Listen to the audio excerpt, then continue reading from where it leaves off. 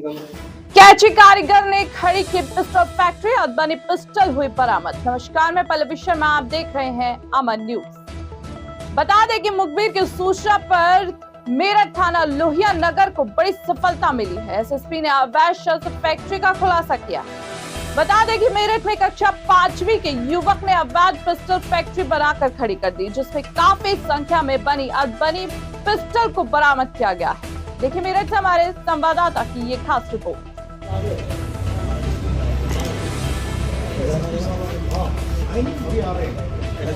एक मिनट भाई अपना नमस्ते।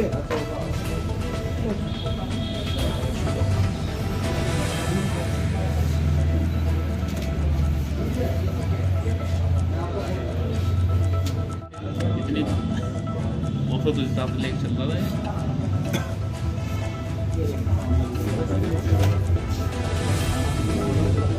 सूत्रों से मिली जानकारी के मुताबिक ये युवक पहले शस्त्र की दुकान पर कैची के कारीगर के तौर पर काम किया करता था। काम सीख जाने के बाद युवक ने एक मकान की तीसरी मंजिल पर बायोमेट्रिक लॉक लगाकर पिस्टल बनाने का काम शुरू कर दिया।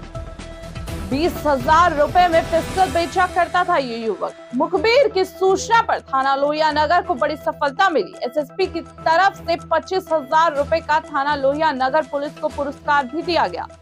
इस पूरे मामले पर एसएसपी डॉक्टर विपिन टाडा ने क्या कुछ कहा, सुनिए संवाददाता की इस खास रिपोर्ट। पिस्टल की फैक्ट्री बना के दी, कैसे खड़ा किया?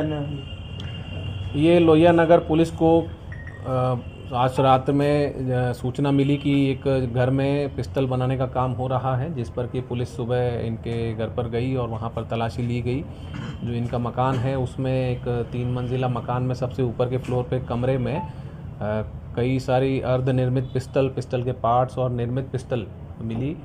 और वो कमरे का जो लॉक है वो बायोमेट्रिक लॉक था, जो केवल मुइज़ के ही थंबप्रिंट से खुलता था।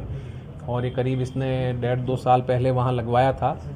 और इनका कहना है कि जो पूछताछ में इन्होंने बताया, इसमें इनके कुछ साथियों के नाम सामने आए हैं जो इनको पार्ट्स उपलब्ध करवाते थे, और उसको ये अलग अलग उपकरणों के जरिए नाल बनाना, ट्रिगर बनाना, स्प्रिंग बनाना और उनको असेंबल करना, ये सारा कार्य करता था। और उसको करने के बाद एक पिस्टल ये 20,000 में बेचता था। इन्होंने अभी तक कितनी पिस्टल बेची हैं और किन किन लोगों को बेची है, इसकी जानकारी की जा रही है। प्रथम दृष्टया जो सामान मिला है उससे प्रतीत होता है कि बड़े स्तर पर ये काम करते हैं।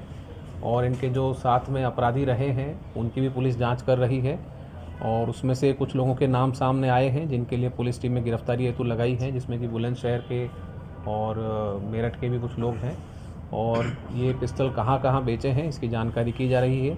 एक पिस्टल अनुमानतः ये 20,000 रुपये में बेचते थे।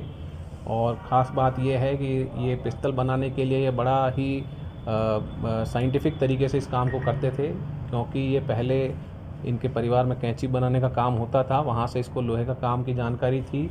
इसके बाद में इसने एक आर्म्स की दुकान पे, लाइसेंसी असला की दुकान पर एक मिस्त्री के साथ काम किया था उसके अधीन, जहाँ पर कि इसने पिस्टल बनाने की बारीकियाँ सीखी और उसी का उपयोग करके ये अब अवैध असला बनाने के काम में अभी काम कर रहा था। काफ़ी संख्या में इससे माल मिला है। जो माल मिला है उसकी भी जांच की जा रही है, कहाँ से आया है, और जो इन्होंने आज तक बेचा है उसकी भी जांच पड़ताल की जा रही है। अलग अलग टीमों ने इनसे पूछताछ की है और इनके ऊपर गंभीर धाराओं में मुकदमा दर्ज कर इन्हें जेल भेजा जा रहा है। सर, किस तरीके से कस्टमर को यहाँ पर लाते थे और बेचते थे? जी, जो ये व्यक्ति है ये केवल निर्माण का कार्य करता है। इसका आगे पूरा एक नेटवर्क है जिसके जरिए ये पार्ट्स आते भी हैं इसको, और जो पूर्णतः निर्मित पिस्टल है वो आगे बेची भी जाती है। जो आगामी अगले साल चुनाव हैं और जो त्यौहार का सीज़न है, इसको देखते हुए इनकी डिमांड अभी काफ़ी थी। इसी दौरान पुलिस को ये जानकारी मिली, जिसके मुखबिर के जरिए पुलिस को जानकारी मिलने पर पुलिस ने एक योजनाबद्ध रूप से इसमें दबिश दी है।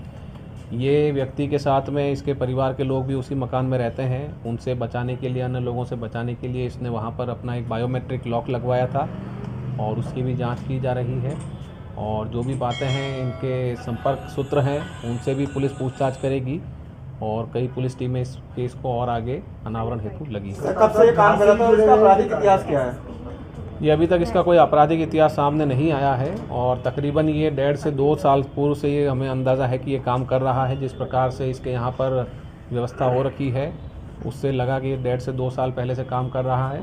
जो अलग अलग बोर की नाल है उनके लिए अलग अलग इसने औज़ार रखे हैं, अलग अलग ड्रिलिंग के लिए अलग अलग औज़ार रखे हैं और बड़ा व्यवस्थित रूप से मशीनों के ज़रिए ये काम किया जा रहा था और सभी मशीनें भी जब्त की गई हैं और इसमें आगे कार्रवाई की जा रही है। कप्तान साहब, बिहार से भी तार जुड़े हुए हैं इसके हथियार सप्लाई या माल आना जाना कुछ इस तरह का तो नहीं है? फिलहाल इसमें बिहार का कोई रोल नहीं आया है, परंतु हमारे आसपास के जो जनपद हैं, सीमावर्ती जनपद हैं, उनके बारे में जानकारी की जा रही है क्योंकि ये यहाँ से बुलंदशहर, मेरठ और आसपास के क्षेत्रों में भी बिक्री कर रहे थे, ऐसा जानकारी में आया है। इनसे पूछताछ की जा रही है, अलग अलग टीमें भी लगी हैं जो पूछताछ कर रही हैं और जो इनके साथी हैं उनको गिरफ्तार करने के लिए भी पुलिस टीमें लगी हैं। शीघ्र ही इसमें और जो भी तथ्य सामने आएंगे उनके आधार पर अग्रिम कार्रवाई की जाएगी। पुलिस टीम ने बहुत अच्छा कार्य किया है और पुलिस टीम को कार्य करने वाली पुलिस टीम को 25,000 रुपये पुरस्कार मेरी तरफ से है इसमें लोहिया नगर थाना क्षेत्र पुलिस। फिलहाल के लिए इतना ही। देश और दुनिया की तमाम बड़ी खबरों से जुड़े रहने के लिए आप देखते रहिए अमन न्यूज।